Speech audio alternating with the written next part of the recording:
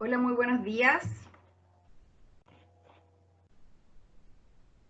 Días. Les Bueno, damos buenos la días. bienvenida a este segundo módulo del curso Riego en un contexto de cambio climático que estamos desarrollando en el marco del programa Transferencia Tecnológica para la Adaptación al Cambio Climático en áreas agrícolas vulnerables de las regiones de Atacama y Coquimbo.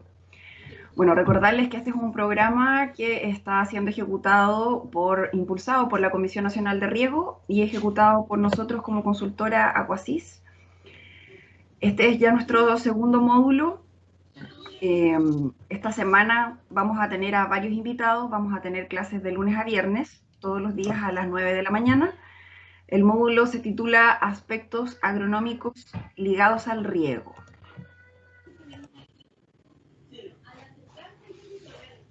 Entonces, vamos a dar inicio a nuestra primera sesión de esta semana. Para ello, quiero invitar a nuestro relator Oscar Seguel, profesional de la Universidad de Chile, quien va a comenzar esta semana con una presentación denominada Manejo de déficit hídrico controlado. Buen día, Oscar. Puedes empezar a compartir tu pantalla si lo deseas. Bueno, muchas gracias. Muy buenos días a todos y todas. Gracias por esta invitación y por la voluntad de los asistentes y las asistentes de estar acá conectados. Eventualmente mi internet podría quedarse pegada hace algunos segundos, pero ahí Emilio me avisará o alguno de ustedes me pega un aviso, por favor, y repito la idea. Lo que les quiero presentar, mostrar, se basa principalmente en resultados de un proyecto que desarrollamos en la zona, en Ovalle, ¿de acuerdo? Todo lo que es Ovalle mismo, pero también Illapel,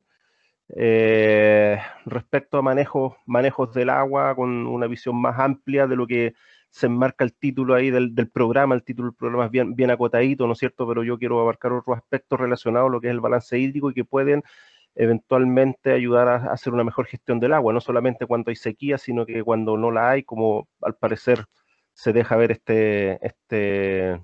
temporada. Entonces, tal como nos contextualizaron, está dentro del programa promovido por la CNR. Esto es la parte burocrática, ustedes ya la conocen perfectamente. La vez anterior estuvieron conversando sobre cambio climático y cómo este afecta o pone en riesgo la agricultura en las zonas semiáridas o áridas derechamente, ¿no es cierto? Y esto macha o conecta a lo que es, bueno, sabiendo que estamos en una condición semiárida de por vida, que la condición que le llamamos sequía, básicamente una condicionante normal y natural en el tiempo, cómo hacemos una gestión, manejos agronómicos, ¿no es cierto?, frente a estas condiciones de restricción hídrica. Y ahí arriba está un poco el título del proyecto, que fue financiado por FIA y desarrollado como centro de operación ahí en Las Cardas, que es en el caso de Marcos Garrido, que les va a hablar mañana o en un rato más, también se va a integrar, y yo estamos trabajando ahí habitualmente. Entonces, el proyecto este se contextualizó en 3 escenarios. El primero de sequía absoluta, es decir, llegamos a una temporada en que simplemente se agotó el agua, pero sabemos a priori de que el agua, la fuente de agua se nos va a acabar. Generalmente es así. Sabemos que la temporada anterior el embalse quedó al 30% o que la bomba está a 2 metros de quedar colgada. Por lo tanto, podríamos eventualmente tomar algunos manejos de podas y enmiendas, ¿no es cierto? Principalmente la poda es para reducir la demanda de agua, y todo lo que son las enmiendas de suelo para poder mejorar la oferta de agua, tener más agua disponible. ¿De acuerdo? Ese es el primer escenario. No tenemos agua para regar, pero podemos tomar algunas medidas para tratar de salvar nuestra inversión, salvar nuestro huerto. A diferencia de un cultivo anual donde uno decide no sembrar, el caso de un huerto frutal, uno hace una tremenda inversión inicial, por lo tanto no es sencillo decir, ok, voy a perder mi inversión. Se pueden tomar algunas medidas. Un segundo escenario que se refiere a restricciones hídricas, y ahí es donde está un poquitito asociado el título de la presentación que aparece en el programa, pero que yo la quiero extender a todo el margen de escenario posible. Pero con restricción hídrica lo que uno hace básicamente son déficits hídricos controlados. Ahí hicimos algún ensayo también en uva de mesa con el desecamiento parcial de raíz, si vamos a mostrar esos resultados. Y nos concentramos en uva de mesa, en olivo, que son los dos principales cultivos. El caso de la poda de la enmienda para sequía absoluta son tratamientos bien complejos, pero ya los voy a explicar en su debido momento. Acá se basa en lo que es riego deficitario en olivos y riego deficitario versus el desecamiento parcial de raíces, lo que es vid.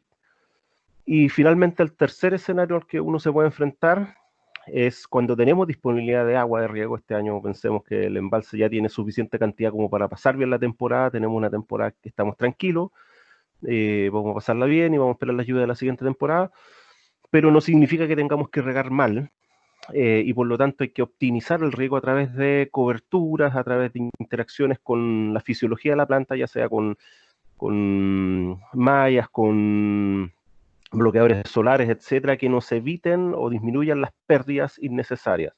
Entonces con eso logramos disminuir la cantidad de agua que aplicamos, obteniendo el mismo producto, la misma calidad, etcétera. Entonces, en el primer escenario que les quiero tocar es precisamente el último que vimos ahora, el de disponibilidad de agua para la temporada, pero tenemos que hacer una buena gestión de ella. Y esos resultados, los resultados que les voy a mostrar, no sé cuándo les hicieron llegar a ustedes mi presentación, si fue hace tiempo, va a tener algunas variaciones, porque entonces todavía los dos tesistas, Andrés y Nicolás, estaban entregando resultados, y ahora los reprocesé, los cambié un poquitito. Andrés trabajó con olivos, ¿de acuerdo? Y ahí ya vamos a ver la siguiente lámina, el contexto, ¿no es cierto? Lo que ocupamos fue un mulch de alperujo. Y en el caso de Nicolás, fue en vid de mesa. El caso de Andrés, los olivos están ahí en Tabalí, ¿no es cierto? Saliendo de Valle hacia la costa, hacia Socos. Y el Nicolás en Talhuén, ahí al ladito de Valle, ¿no es cierto? En uva de mesa, ¿no es cierto? Y ahí ocupamos varias estrategias más, entre ellas la típica malla, un mulch en la superficie del suelo, pero también de malla Rachel, y lo que son los bloqueadores solares a partir de un óxido de calcio que se asperja sobre la lámina de la hoja. Entonces, en el caso del contexto del mulch en la superficie, ¿cuál es la idea? Evitar las pérdidas por evaporación, derechamente, cuando los rayos del sol en una superficie sin mulch, sobre todo en esos suelos de la zona de valle, algunas terrazas antiguas también por el valle del río Illapel, ¿no es cierto? Que también tenemos algún ensayo en falto por allá. Son suelos arcillosos que permiten conectar el subsuelo con la superficie y por ende hay mucho ascenso capilar y pérdida por evaporación. Entonces el mulch lo que busca inicialmente es evitar ese golpe directo del rayo de sol para evitar las pérdidas por evaporación y todo lo que se aplique por riego quede dentro del suelo. Sin embargo, también trae otros beneficios, sobre todo si ocupamos un mulch orgánico, como el caso del alperujo, que al mineralizarse libera nutrientes para la planta. En las lluvias de invierno previene el golpe directo y por ende la erosión. Deja sin luz a las potenciales semillas de maleza, las cuales quedan en dormancia, por lo tanto sirve como un control de malezas, etc. Entonces tiene bastantes beneficios. Y lo que quisimos en el ensayo de olivo, lo que quisimos hacer fue básicamente aprovechar un pasivo ambiental que en este momento en la actualidad no lo dejan aplicar y lo único que hacen es aplicar las agrícolas en los caminos. Aquí esto fue hecho en un huerto industrial, ¿no es cierto?, con manejo tipo seto, pero un pequeño agricultor perfectamente también lo puede hacer. Tiene residuos, ya sean agroindustriales o residuos de poda, que potencialmente los puede ir aplicando como mulch. Y en el caso de la industria olivícola tienen este problema. El mulch fresco no se deja aplicar a las plantaciones, lo tienen que compostar, queda un año detenido ahí, después hay que empezar a aplicarlo, etc. Entonces quisimos contrastar dos situaciones. Un alperujo viejo, que ya está semiestabilizado, le llamamos baja y alta dosis, como esto lo tarreamos básicamente en tarro de 20 litros, era un equivalente a 20 metros cúbicos, 60 metros cúbicos por hectárea, pero al descontar el contenido de agua era un equivalente más o menos 8 toneladas, 24 toneladas de materia seca por hectárea, es decir, estamos hablando de una dosis baja, una dosis alta de una enmienda clásica que podría haber sido equivalente a un compost. Y dijimos, ok, pensando que todo esto, el alperujo tiene que estar un año ahí detenido en el campo, empezar a compostarlo, etcétera, se transforma en este pasivo ambiental, veamos qué pasa si lo aplicamos directamente. Y dijimos, apliquemos una dosis alta, 90 metros cúbicos por hectárea, y una dosis baja, 30 metros cúbicos, era mucho más líquido, por eso elevamos los equivalentes a metros cúbicos, pero en materia seca nos dio más o menos equivalentes, 7 y 22 toneladas por hectárea. Y pensamos en la dosis alta para decir, ok, demostremos que esto intoxica la planta para poder decir no podemos aplicar nunca esta cantidad. Definitivamente en este suelo, que era un suelo arcilloso, no se generó ese problema, la planta no se intoxicó, por lo tanto se pueden aplicar hasta estas dosis, ¿de acuerdo? Muy, muy alta, deja una capa de alperujo, esta pasta fresca, una vez que se seca, forma grietas, se empieza a compostar y al cabo de una segunda temporada ya se ve mucha actividad biológica por debajo. Hay una explosión de artrópodos que empiezan a compostar, a acelerar esta descomposición de este residuo. No se afectó la planta, sin embargo, quedan hacer todavía pruebas y ensayos en suelos de matrices más gruesas, arenosos, ¿no es cierto? O zonas más lluviosas, donde eventualmente todos los factores que potencialmente podrían ser tóxicos para la planta puedan ser incorporados dentro del perfil más rápido hacia la zona de raíces. El mulch de alperujo efectivamente actúa como una enmienda orgánica, disminuyendo la densidad aparente. Aquí está el control, que no se le aplicó nada, y sobre todo los alperujos viejos, los que llevan un año ya semicompostados antes de aplicarlo, lograron ese objetivo, disminuir la densidad aparente en superficie, la barra roja entre los 10 y los 30 centímetros en profundidad, y disminuir la densidad aparente, ustedes saben, es aumentar la porosidad total. En el caso del alperujo nuevo, el efecto no fue tan claro, porque precisamente, como es líquido, mucho fluye a través de las grietas de este suelo y por ende taponea poros. Así que no hay un cambio tan evidente en lo que es el porosidad total, ni tampoco en la cantidad de poros gruesos respecto al control. Sí, el alperujo viejo, la clave B corta alperujo viejo, la B minúscula en baja dosis, la A mayúscula en alta dosis, y acá está el alperujo nuevo, también baja y alta dosis. Y el alperujo genera una mayor cantidad de poros gruesos. Ideal en este suelo tuviésemos 12%, todavía estamos un poquito, sobre todo en el testigo, lejos de ese valor, y se empieza a alcanzar el valor óptimo con un alperujo que viene de un año de compostaje. Es decir, vale la pena hacer ese compostaje y no arriesgarse a intoxicar la planta con un alperujo nuevo. Y por otra parte hay todo un aporte de nutrientes, tanto la pasta fresca, ¿no es cierto?, de la temporada, como la que está desde el año pasado compostándose, que genera un mayor rendimiento, y con un tema de que la pasta nueva tiene que empezar recién a mineralizarse ese material, la pasta vieja ya lo trae mineralizado mucho más disponible y por ende genera en baja y en alta dosis incrementos en los rendimientos respecto al testigo. Si uno lo normaliza por la área de sección transversal de tronco, tienden a parecerse mucho más, pero es porque precisamente estos tratamientos generaron un mayor engrosamiento de la planta, es decir, una planta mucho más robusta, y en lo que es kilos por árbol, mucha más fruta fresca, ¿no es cierto?, cuando tenemos estas aplicaciones de alperujos respecto al control.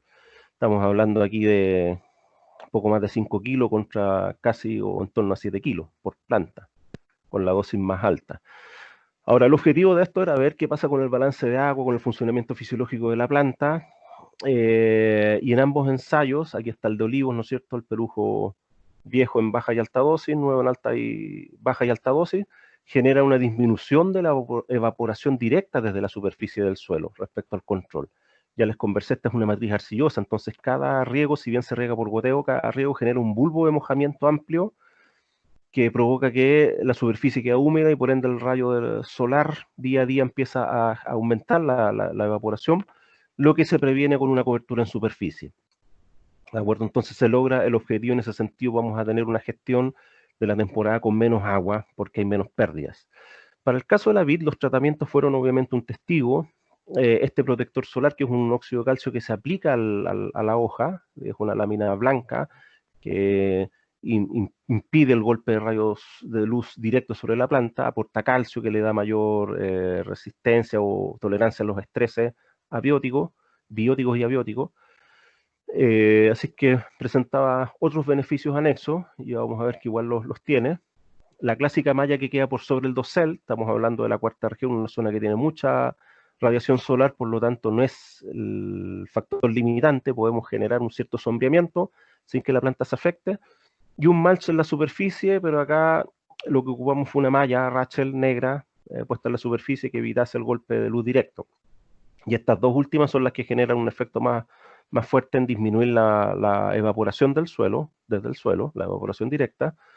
Y el caso de la malla, además, disminuye la evapotranspiración potencial, como el dosel que hay debajo de esta malla, al tener una estación climática abajo y fuera de esa malla, se observa que hay menores valores de evapotranspiración con una menor variación diaria. Aquí hay un día típico, probablemente nublado, pero en general los puntos azules que son bajo la malla tienden a estar mucho más cercanos a una línea de ajuste respecto a estos otros rojos. Y sí también disminuye la velocidad del viento, que para remoción de capas límite en algunos sectores podría ser una ventaja, en otros sectores cuando hay zonas muy ventosas, y en otros sectores una desventaja si tenemos poco viento y necesitamos que se mueva esa capa límite. ¿Qué pasa con la humedad del suelo? Y aquí es donde el protector solar empieza a tener una ventaja. En la época de máxima demanda, estamos hablando de diciembre, enero, hasta inicios de febrero, cada ciclo de riego, básicamente si empareja el suelo, genera que el tratamiento testigo sin ningún manejo termine al cabo de los ciclos de días sin riego hasta el nuevo riego con mucho más consumo de agua, mucho mayor delta, mucha más pérdida respecto a los otros tratamientos. Y el que mejor se comporta, línea roja, es el protector solar. Es decir, efectivamente la planta está consumiendo menos agua, extrayendo menos agua del suelo y así al siguiente riego no se acerca tanto a un umbral o un valor crítico. Pensemos que cada vez que estamos perdiendo agua nos estamos acercando al punto de marchites permanente. Bueno, queda mucho más lejos y por ende una mejor condición energética para la extracción del agua del suelo cuando tenemos este protector.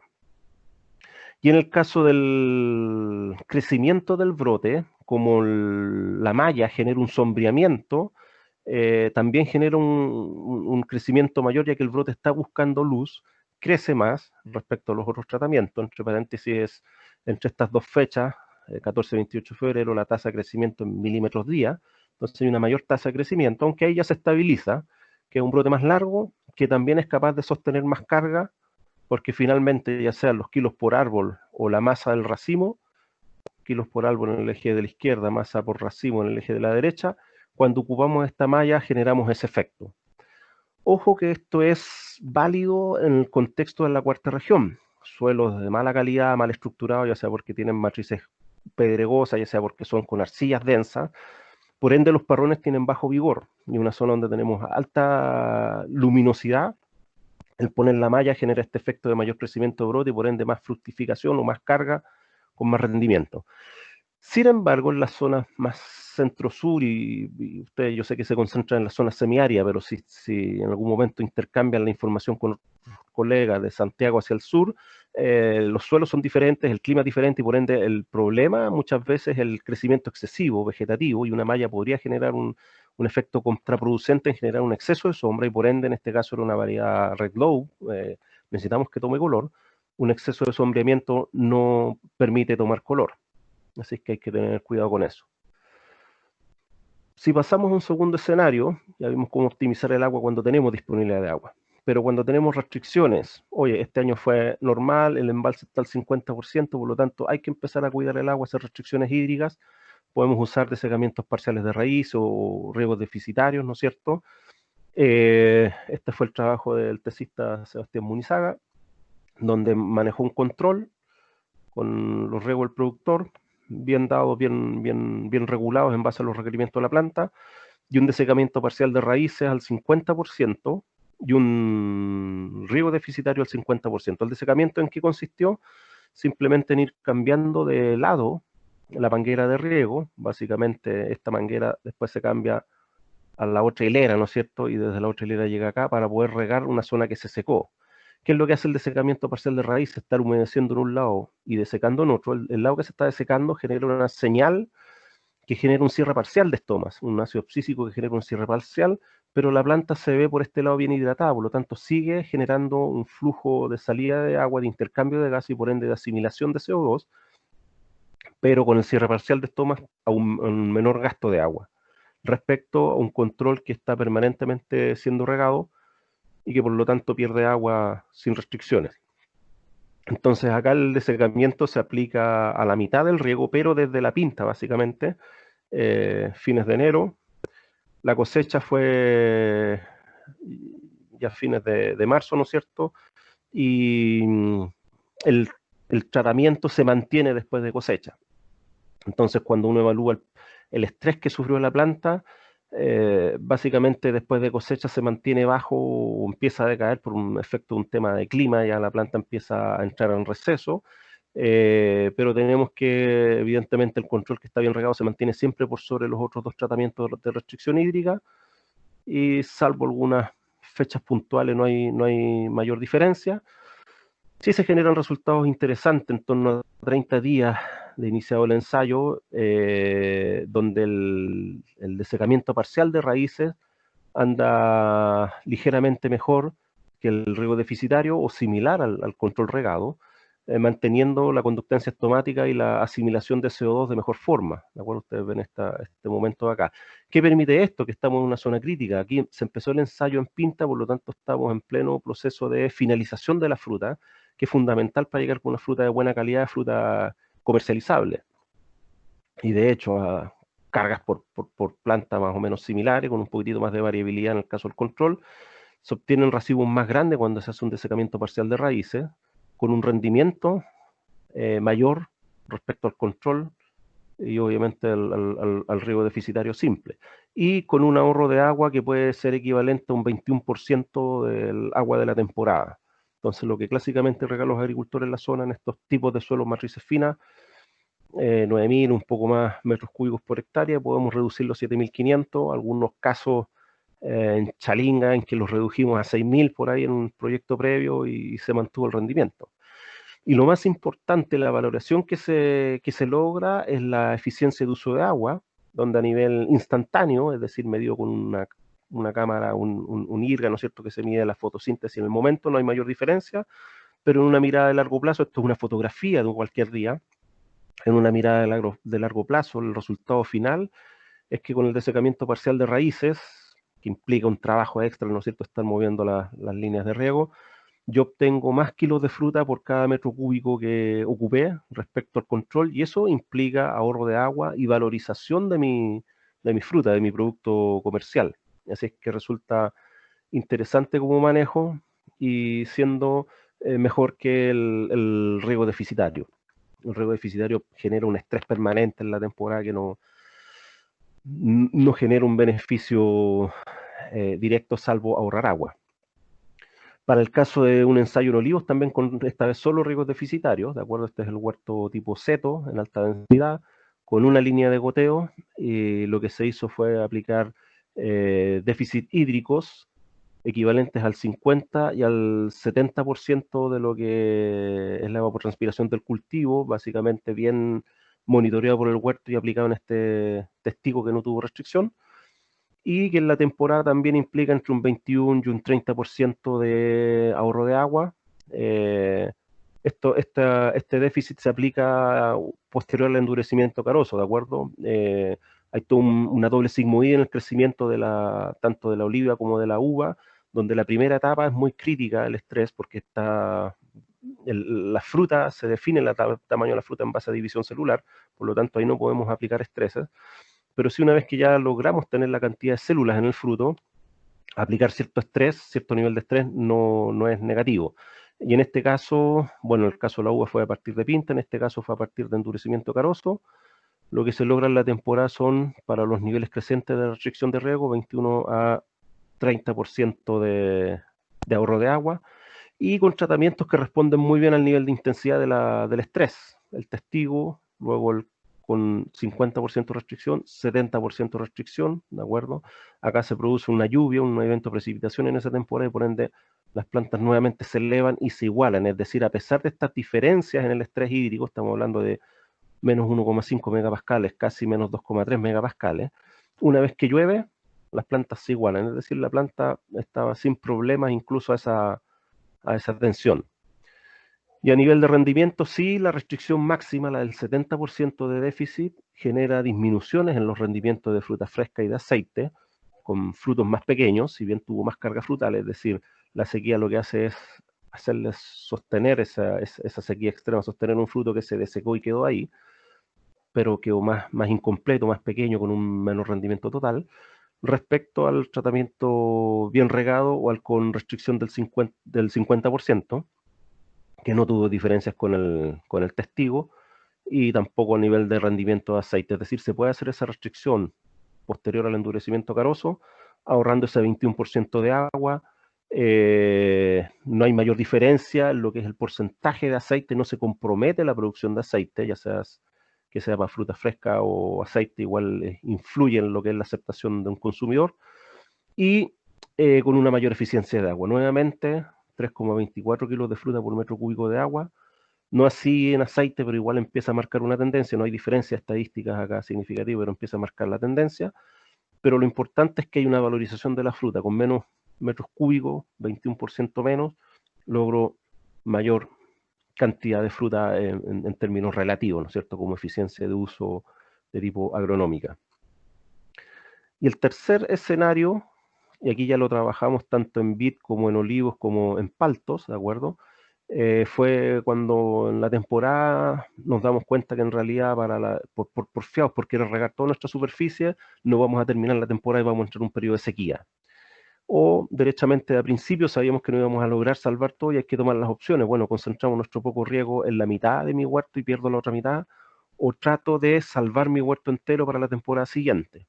En vid estuvo el tesista Ricardo Quintana, en Olivo Aranza. En Palto no tuvimos estudiantes, pero ahí lo trabajamos con el equipo ahí del CESA. Y aquí lo que se hace son enmiendas orgánicas y podas fuertes para poder tratar de salvar el huerto. El objetivo en la temporada no es tener producción comercial, sino que salvar el huerto. Y los tratamientos dependieron un poco de la especie. En general ocupamos 3 factores. Niveles de poda en el eje vertical acá, sin poda, todo un primer piso sin poda, un 50% de poda, un 80% de poda. Definió tratamientos que fueron P0 sin ningún tipo de enmienda, P5 que es 50% de poda sin ningún tipo de enmienda y P8 que es 80% de poda sin ningún tipo de enmienda. Pero eso lo mezclamos con 2 factores o enmiendas de suelo, uno que es una enmienda propiamente tal, que es la enmienda húmica, sin y con enmienda húmica, que permiten cada uno de estos 2 primeros pisos sin poda y con 50% poda tener el tratamiento sin poda sin enmienda, el tratamiento con 50% poda y sin enmienda, un tratamiento sin poda pero con enmienda y un tratamiento, la interacción de ambas, 50% poda y la enmienda a base de ácido húmico.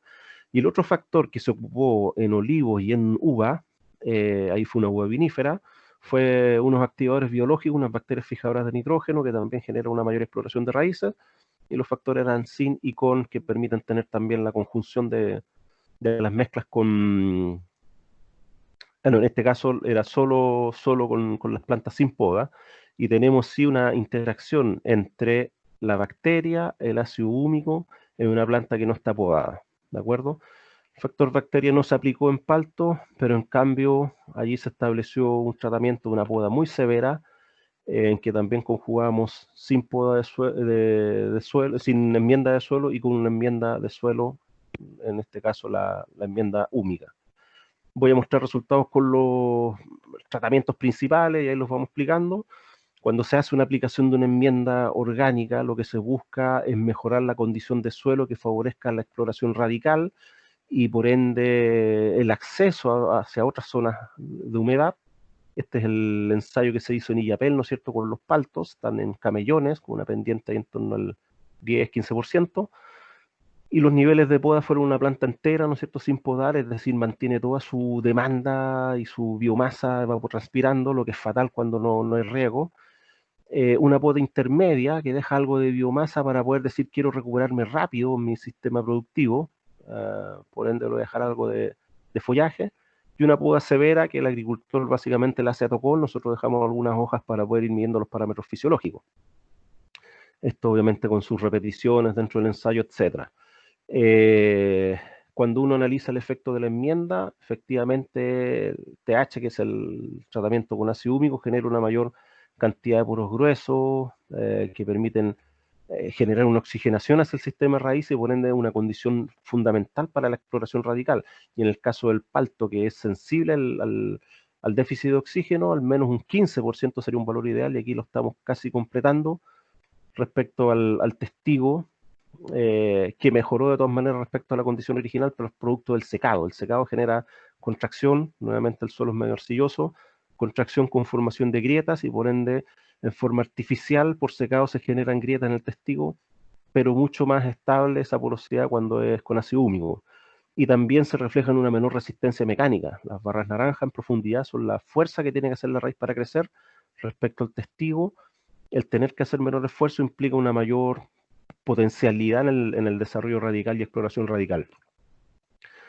¿Qué pasa con los niveles de estrés? En el caso del olivo, se comportan muy parecidos los tratamientos respecto a un control regado, siempre se mantuvo como sparring ahí, como contraparte, el tratamiento que siempre está regado nunca sufrió sequía.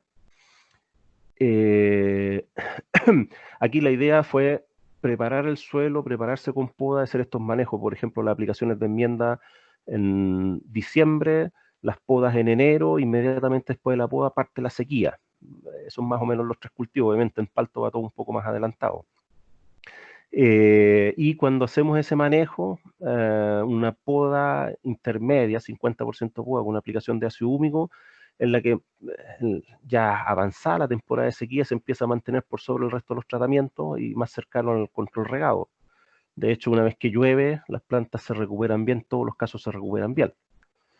En el caso de la vid no hay tantas diferencias, sí nos sorprendió que sin poda, pero con una enmienda a base de bacterias, andaba durante toda la temporada mejor que el resto de los tratamientos, diferenciadamente mejor, aunque sin validación estadística, más cercano a lo que era el control regado. Y para el caso del palto, se me movieron acá las etiquetas, les pido disculpas, pero aquí la clave es poda, ¿de acuerdo? Aquí está en la línea punteada roja el control regado. El más estresado de todos, con la planta completa sin poda, y de ahí vienen niveles de poda creciente que mientras más intensidad de poda en el palto, mejor responde a sufrir menos estrés, ¿de acuerdo? Muchas menos hojas transpirando y por ende cada hoja tiene el mismo volumen de suelo, el mismo sistema de raíces, surtiéndole de agua y por ende se estresa menos.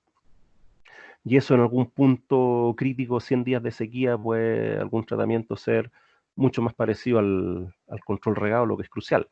Y en cuanto a asimilación, eso se refleja, ese nivel de estrés a lo que es asimilación, pero aquí ya empieza a aparecer otro tratamiento interesante, como es una poda muy intensa en el caso de los olivos, nuevamente el mismo orden que en el anterior, olivos, vid, palto, este es el caso de los olivos, una poda muy intensa, esta línea de acá, y no destacó tanto la mezcla de poda con enmienda.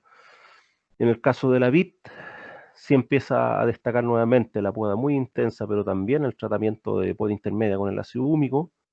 Preparamos el suelo con una mayor disponibilidad de agua que hace que en la temporada la planta se estrese menos y mantenga esta conductancia estomática. Y en el caso del palto, acá está el control que siempre estuvo regado, va disminuyendo la asimilación porque simplemente estamos entrando a época de invierno, pero la clave es una planta que se podó fuertemente, 80% de poda, ya sea que tiene o no tiene la enmienda de suelo.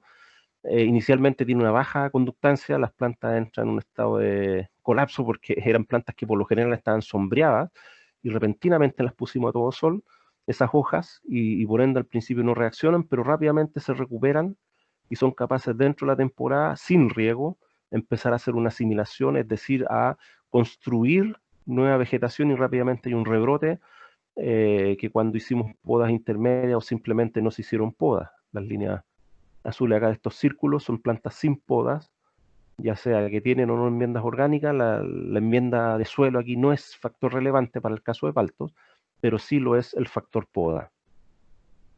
En esa temporada no se pretendía obtener rendimiento, sino que salvar el huerto, pero aún así obviamente había que registrar cuánto era el contraste, y en el caso de olivos y vid responde siempre a la intensidad de poda, ¿no es cierto? Sin poda, todos estos primeros tratamientos son las barras más altas, mayor rendimiento, y en la medida que se podó, 50% poda, 80% poda, disminuyó este rendimiento respecto a un control regado. Lo mismo pasa eso en olivo, lo mismo pasa en vid, aunque con menos diferencias según los tratamientos sin poda y los con 50% poda.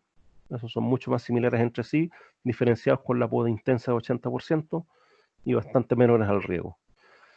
Y en el caso del palto, uno saca toda la zona con fruta, ¿no es cierto? Básicamente se reduce a cero a piso, da lo mismo si podamos al 50 o a tocón, no hay rendimiento esa temporada, pero la mirada a largo plazo nos va a poder decir, oye, ¿qué pasa una vez que se repone el riego, se normaliza el año y podemos volver a regar la planta, el huerto? ¿Lo salvamos o no lo salvamos?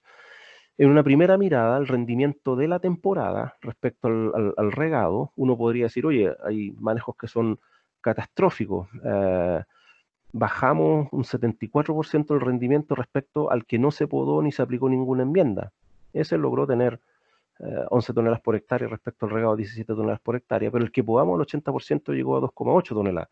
Sí, pero resulta que estamos ante una situación de incertidumbre donde no íbamos a tener riego y quisimos salvar el huerto. Entonces, hay que tener la mirada a largo plazo y ver qué pasa con esta la temporada siguiente, cuál es su rendimiento en la temporada siguiente, si la planta se desgastó o no.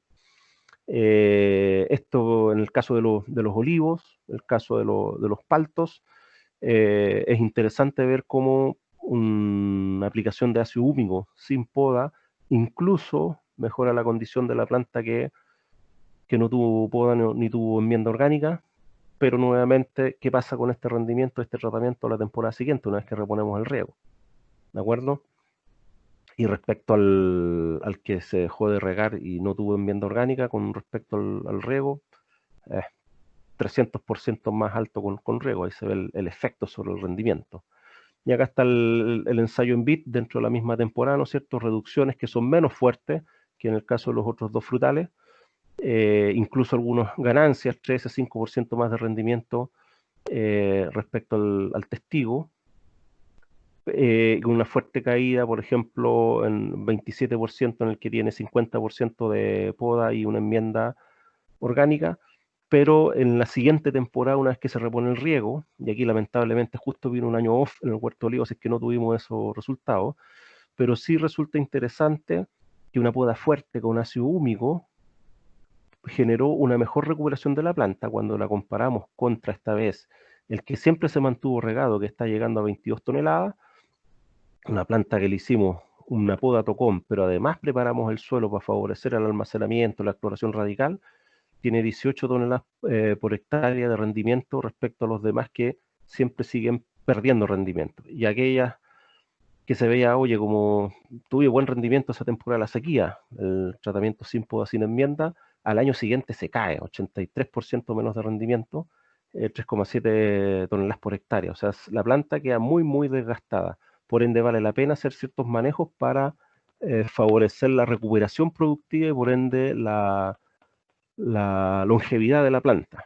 Y en el caso de la vid, fue muy notable el efecto de recuperación cuando tenemos una poda intermedia con aplicación de ácidos húmicos nuevamente, con caídas respecto al control regado que son prácticamente indetectables. ¿De acuerdo? Una poda fuerte tuvo que construir de nuevo madera, etcétera. Cualquiera de las otras combinaciones, acá hay efectos de por qué se aplicó enmiendas orgánicas, esta era una planta sin podar, no se resintió tanto la planta, simplemente porque la enmienda orgánica favorece una condición de mayor disponibilidad de agua, la planta toma una señal de, tengo disponibilidad de agua, puedo evapotranspirar, y de repente se gasta todo el agua de la temporada y se ve afectada en su rendimiento en la temporada durante la sequía, y que después, hacia la siguiente temporada, cuando se repone el riego, no es capaz de recuperarse plenamente. Por ende, siempre la mezcla, especialmente en vid y probablemente en olivos, si no hubiésemos tenido ese año off, la mezcla de podas con enmiendas de suelo es crucial para la recuperación productiva. Y en el caso de palto, lo que hemos visto, oye, el factor clave durante la temporada de la sequía es la poda. En rigor, una poda con la enmienda orgánica favorece una mejor recuperación productiva, siendo igualmente la poda el factor clave, ¿de acuerdo?